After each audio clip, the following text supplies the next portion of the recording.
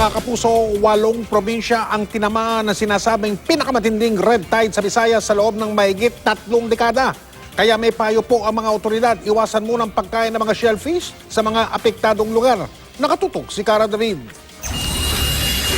Nagkulay kalawang ang dagat sa bayan ng Leyte dahil sa red tide.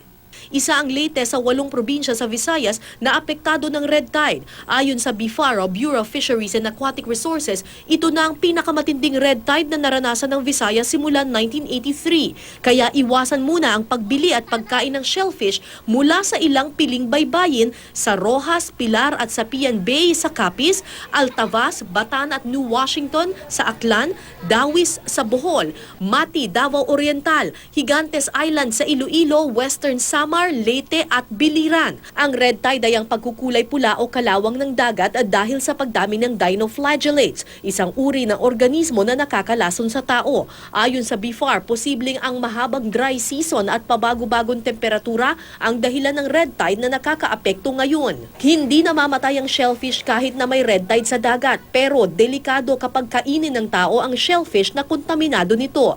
Maaari itong magdulot ng pamamanhid ng mukha, pagsusuka, pagkahilo, panghihina at pakiramdam ng pagkaparilasa ng kamay at paa na posibleng humantong sa kamatayan.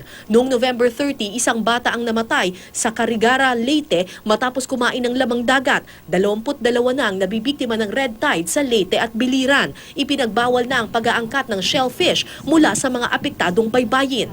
Ang local government unit po kasi, siya yung may control ng movement ng fishery product. So hindi siya nag-i-issue ng tinatawag nating auxiliary invoice kung ang kanilang lugar po ay deklaradong kontaminado ng red tide.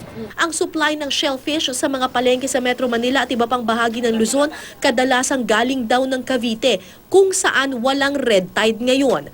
Pagka naman po may red tide dyan, i-televise din naman kung kahit saan yan. Oo. Pero hindi po kayo nag-aangkat galing sa, sa Visayas? Hindi po.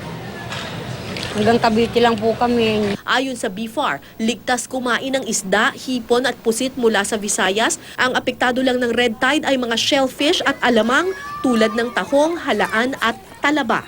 Cara David, Nakatutok, 24 Oras.